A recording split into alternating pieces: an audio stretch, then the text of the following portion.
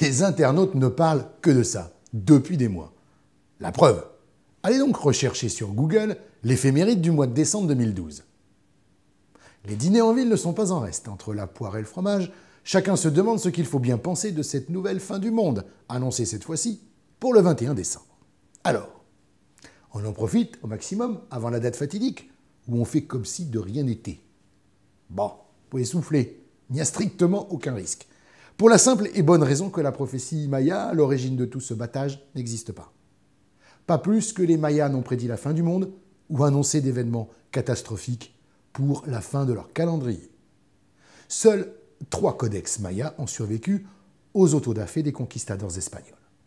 Aucun d'entre eux ne mentionne la prophétie liée au 21 décembre 2012.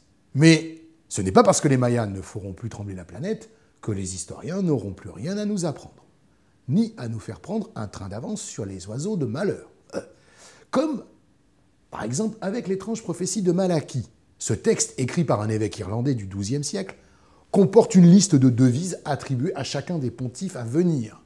Selon ce document, le 112e pape coïnciderait avec la fin des temps. Or, Benoît XVI, l'actuel successeur de Saint-Pierre, est le 111e. Oh. Nous sommes aussi allés voir du côté de l'incontournable Nostradamus.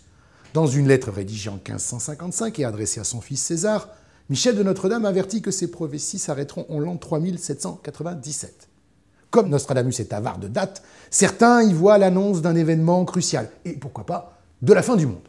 Bon, dans cette hypothèse, il nous resterait quand même 1785 ans pour continuer à nous faire peur. Comme autour de l'an 1000, chez les chrétiens. À moins que vous ne préfériez la version musulmane du chaos. Parmi les signes avant-coureurs, dans l'islam, de l'heure suprême, on verra la science disparaître, l'ignorance s'accroître, l'adultère sera très fréquent, on boira beaucoup de vin. Les hommes diminueront de nombre, tandis que les femmes deviendront si nombreuses qu'il n'y aura plus qu'un seul homme pour soutenir 50 femmes. En attendant, surtout, n'oubliez pas de vivre et de lire ce formidable dossier d'Historia consacré en un clin d'œil aux fins du monde.